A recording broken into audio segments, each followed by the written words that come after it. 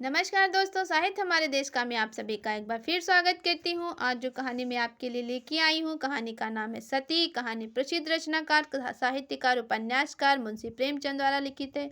तो आइए सुनते हैं कहानी सती। मुलिया को देखते हुए उसका पति कल्लू कुछ भी न था। फिर क्या कारण था कि मुलिया संतुष्ट और प्रसन्न थी और कल्लू चिंतित और संशंकित। मुलिया को कौड़ी मिली थी, उसे दूसरा कौन पूछेगा। कल्लू को रत्न मिला था, उसके सैकड़ों ग्राहक हो सकते थे।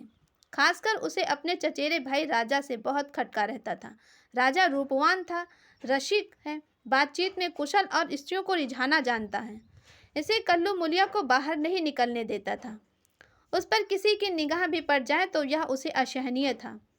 वह अब रात दिन मेहनत करता जिससे मुलिया को किसी बात का कष्ट न हो। उसे न जाने किस पूर्व जन्म के संस्कार से ऐसी स्त्री मिली है, उस पर प्राणों को निछावर कर देना चाहता था।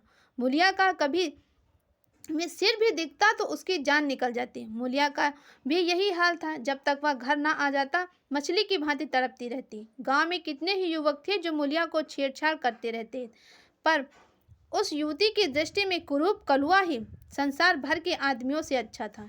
एक दिन राजा ने कहा, भाभी, भैया तुम्हारे जोग के न थे। मुलिया बोली, भाग में तो वह लिखे थे, तुम कैसे मिलते। राजा ने मन में समझा कि बस अब मार लिया। बोला, विधि की यही तो भूल हुई है। मुलिया मुस्कुरा कर बोली, अपनी भूल तो वही सुधारेंगे। आज राजा निहाल हो गया था। तीज के दिन कल्लू मुलिया के लिए लट्ठे की साड़ी लाया। चाहता तो था कि कोई अच्छी साड़ी ले जाए, परंतु रुपए न थे। बजाज ने उधार भी ना किए। राजा भी उसी दिन अपने भाग्य की परीक्षा करना चाहता था। एक सुंदर चुनरी लेकर मुलिया के लिए आया। मुलिया ने कहा, मेरे लिए तो साड़ी आ गई है। राजा बोला, मैंने देखी है, तभी तो मैं इसे लाया हूँ, तुम्हारे लायक नहीं है। भैया की किफायत भी सूझती है तो ऐसी बातों में। मुलिया कटाक्ष करके बोली, तुम समझा क्यों नहीं देते। राजा पर एक कुल्हाड़ का नशा चढ़ गया। बोला, बुढ़ा तोता तो नहीं पड़ता।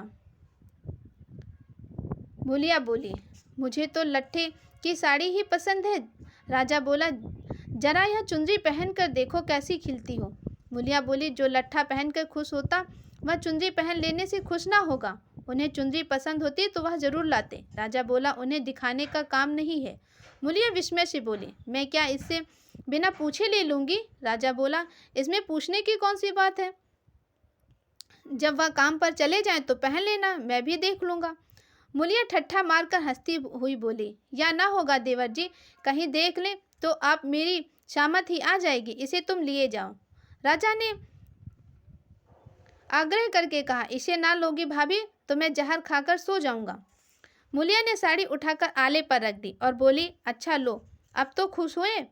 राजा ने उंगली पकड़ी, अभी तो भैया नहीं है, जरा पहन लो। मुलिया ने अंदर जाकर चुनरी पहन ली और फूल की तरह महकती दहकती बाहर आई। राजा ने पहुंचा,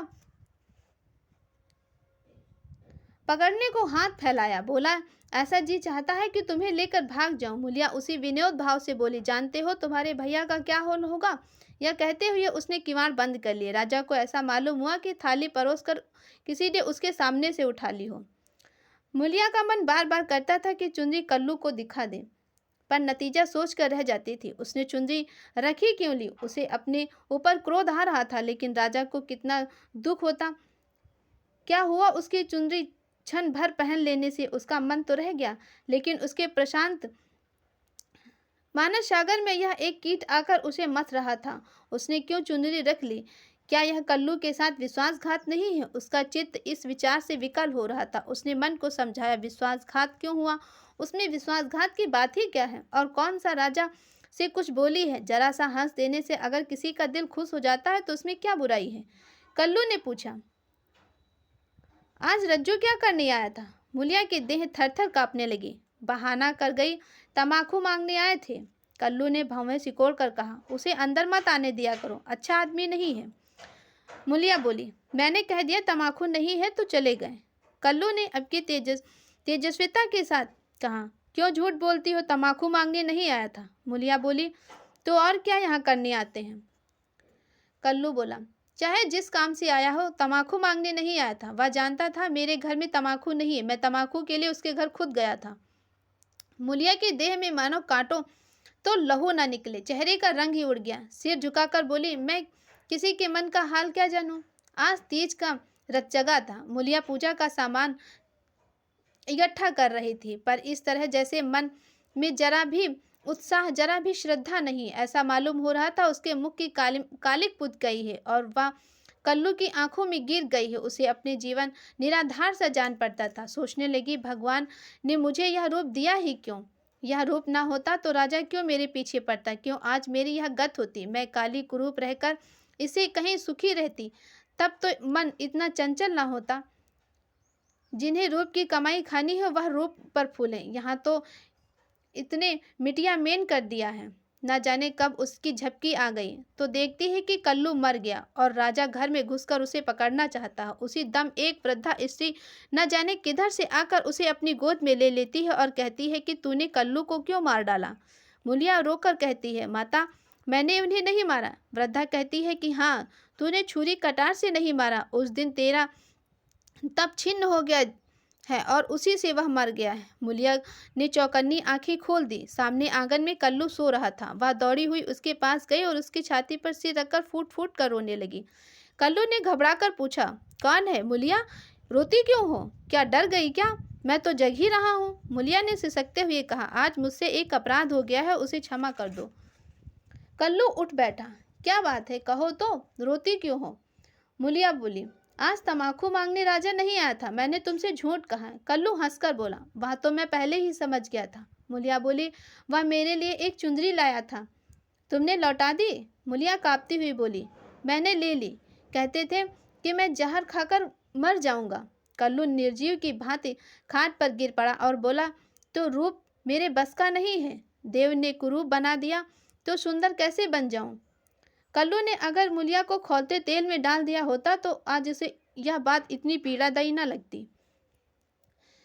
कल्लू उस दिन से कुछ खोया खोया सा रहने लगा। जीवन में ना उत्साह रहा, ना उमंग रहा, ना आनंद रहा। हंसना बोलना भूल सा गया। मूलिया ने उसके साथ जितना विश्वासघात किया था उसे कहीं ज्यादा उसने समझ लिया और यह भ्रम उसके हृदय में केवड़े के समान चिपट गया। वह घर अब उसके लिए केवल लेटने बैठने का स्थान था और मूलिया केवल भोजन बना देने वाली मशीन। आनंद के लिए वह कभी ताड़ी खाने चला जाता तो चरस के दम लगाता। मूलिया उसकी दशा देख देख कर अंदर ही अंदर कुड़ती थी। वह उस बात को उसके दिल से निकाल देना चाहती थी, लेकिन उसकी सेवा और मन लगा कर करती। उसे प्रसन्न करने के लिए बार बार प्रयत्न करती, पर वह जितना ही उसको खींचने की चेष्टा करती वह उतना ही उससे विचलता, जैसे कोई कटिए में फंसी हुई मछली हो।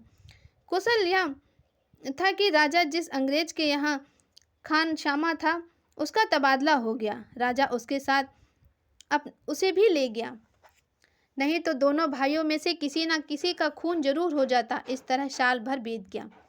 एक दिन कल्लू रात को घर लौटा तो उसे ज्वर था। दूसरे दिन उसके देह में दाने निकल आए। मूलिया ने समझा माता है, मान मनौती करने लगी, मगर 4-5 दिन में ही दाने बढ़कर आंवले पड़ गए। मालूम हुआ माता नहीं या उपदंश है। कल्लू के कुलुषित भोग विलास का यह फल है। रोग इतना भयंकरता से बढ़ने लगा कि आंवलों में मवाद पड़ गया। उनमें ऐसी दुर्गंध पड़ने लगी कि पास बैठते ही नाक फटती थी। देहात में जिस प्रकार का उपचार हो सकता था वह मूलिया कराती थी, पर कोई लाभ न हुआ। कल्लू की दशा दिन पर दिन बिगड़ती जाती थी। उपचार की कसर का वह अबला अपनी स्नेहमयी सेवा से पूरा किया करती थी। उस पर गृहस्थी चलाने के लिए भी अब मेहनत मजदूरी भी करनी पड़ती थी।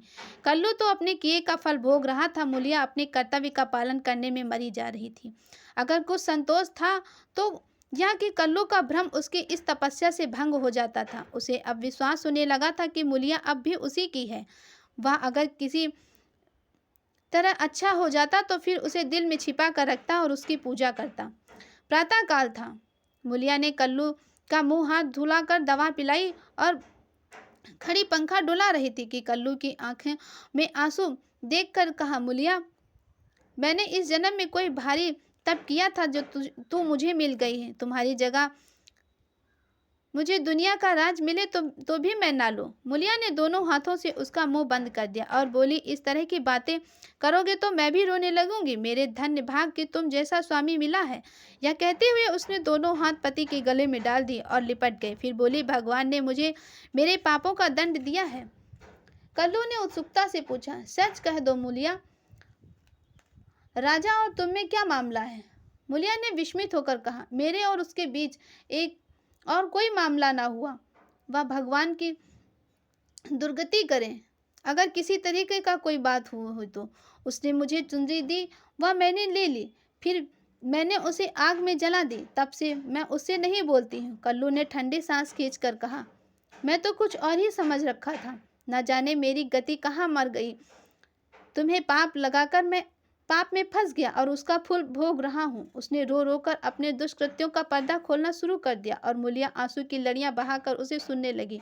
अगर पति की चिंता ना होती तो उसने विष खा लिया होता। कई महीने के बाद राजा छुट्टी लेकर घर आया और कल्लू की घातक बीमारी का हाल सुना तो दिल खुश हुआ। तीमारदारी के बहाने से कल्लू ने घर आना जाना शुरू कर दिया। कल्लू उसे देखते ही मुंह फेर लेता, लेकिन वह दिन में 2-4 बार वहां पहुंच ही जाता था। एक दिन मूलिया खाना पका रही थी तो राजा ने रसोई के द्वार पर आकर कहा, भाभी, क्यों अब भी मुझ पर दया ना करोगी? कितनी बेरहम हो तुम। क्या दिन से तुम्हें खोज रहा हूं पर तुम मुझसे भागती फिरती हो। भैया अब कभी अच्छे ना होंगे।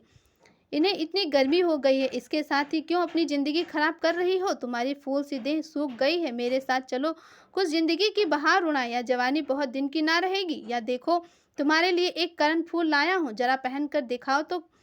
उसने करण फूल मूलिया की ओर बढ़ा दिया। मूलिया ने उसकी ओर देखा भी नहीं, चूल्हे की ओर ताकती हुई बोली, लाला, तुम्हारे पैरों पड़ती हूँ, मुझे मत छेड़ो। यह सारी विपत्ति तुम्हारी ही लाई ही, तुम ही मेरे शत्रु हो। फिर भी तुम्हें लाज नहीं आती? कहते हो भैया कि अब किस काम के हैं। मुझे तो अब वह पहले से कहीं ज़्यादा अच्छे लगते हैं। जब मैं ना होती तो वह दूसरी सगाई कर लेते, अपने हाथों ठोक खाते। आज मैं ही उनका आधार हूँ, वह मेरे सहारे जीते हैं। अगर मैं इस संकट में उसका साथ दगा करूँगी तो मुझसे बढ़कर अधम और कौन सा होगा, जबकि मैं जानती हूँ कि इस संकट का कारण मैं भी हूँ। राजा ने हंसकर कहा, या तो वही हुआ जैसे किसी की दाल गिर गई हो तो उसने कहा कि मुझे सूखी रोटी ही अच्छी लगती है। मूलिया ने सिर उठाकर उसकी ओर सजोत नेत्र से ताकते हुए कहा, तुम उनके पैरों की धूल के बराबर नहीं हो लाला। क्या कहते हो तुम? उजले कपड़े और चिकने मुखड़े से कोई आदमी सुंदर नहीं लगता। मेरी आंखों में तो उनके बराबर कोई दिखाई ही नहीं देता।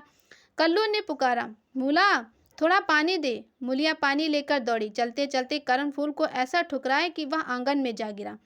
राजा ने जल्दी से करण फूल उठा लिया और क्रोध से भरा हुआ वहां से चला गया। रोग दिन ब दिन बढ़ता गया। ठिकाने से दवा दारू होती तो शायद अच्छा हो जाता, मगर अकेली मूलिया क्या क्या करती। दरिद्रता में बीमारी कोढ़ का खाज है। आखिर एक दिन परवान आ भी पहुंचा। मूलिया घर का काम धाम करके आई तो देखा कल्लू की सांसें चल रही हैं। घबराकर बोली, कैसा है जी तुम्हारा अब? कल्लू ने सजल और दीनता भरी आंखों से देखा और हाथ जोड़कर सिर नीचे कर लिया। यही अंतिम विदाई थी। मूलिया उसके सीने पर सिर रखकर रोने लगी और उन्माद की दशा में उसके आहत हृदय से रक्त की बूंदें के समान शब्द निकलने लगे। तुमसे इतना भी न देखा गया। भगवान उस पर न्यायी और दयालु कहलाते हो, इसलिए तुमने जन्म दिया, यही खेल खेलने के लिए। हाय नाथ, तुम तो इतने निष्ठुर न थे, मुझे अकेले छोड़कर चले गए।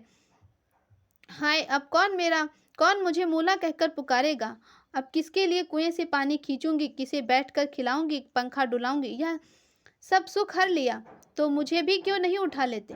सारा गांव जमा हो गया, सभी समझा रहे थे। मूलिया को धैर्य न था।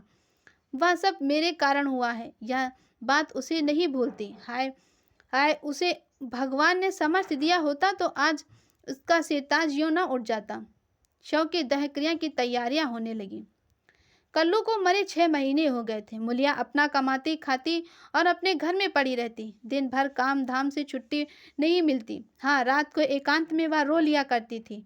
उधर राजा की स्त्री भी मर गई थी, मगर 2-4 दिन के बाद ही वह फिर छैला बनकर घूमने लगा और भी छुट्टा सांड हो गया था। पहले स्त्री से झगड़ा हो जाने पर कुछ डर था, पर अब वह भी न रही। अब की नौकरी पर से लौटा तो सीधे मूलिया के घर आ पहुंचा और इधर उधर की बातें करने के बाद बोला, भाभी, अब तो मेरी अभिलाषा पूरी करोगी या अभी भी कुछ बाकी है? अब तो भैया भी नहीं रहे, इधर मेरी घरवाली भी सिधार गई, मैंने तो उनका गम भी भुला दिया है। तुम कब तक भैया के गम में रोती रहोगी? मूलिया ने घृणा से उसकी ओर देखकर कहा, भैया नहीं रहे तो क्या हुआ? भैया की यादें तो है, उनका प्रेम तो है, उनकी सूरत तो दिल में है, उनकी बातें तो कानों में है। तुम्हारे लिए और दुनिया के लिए यह नहीं है, मेरे लिए वह अब भी हैं, वैसे ही जीते और जागते हैं। मैं अब भी उन्हें वैसे ही बैठे देखती हूँ। पहले तो देह का अंतर था, पर अब तो वह मुझ में ही है और नगीचे भी हैं। ज्यों ज्यों दिन बीतेंगे वह और नगीच होते जाएंगे। भरे पूरे घर में दाने की कौन कदर करता है? जब घर खाली हो जाता है तभी मालूम होता है कि दाना क्या होता है। पैसे वाले पैसे की कदर क्या जाने? पैसे की कदर तब होती है जब हाथ खाली हो जाता है, तब आदमी एक एक कौड़ी दांत से पकड़ता है। तुम्हें भगवान ने दिल ही दिया है, तुम क्या जानो शोहबात क्या होती है? घर वाले को तो मरे 6 महीने भी नहीं हुए हैं, तुम सांड बन बैठे हो। तुम मर गए होते तो इसी तरह वह भी अब तक किसी के पास चली गई होती। मैं जानती हूँ कि मैं मर जाती तो मेरे सिरताज जन्म भर मेरे लिए ही रोया करते।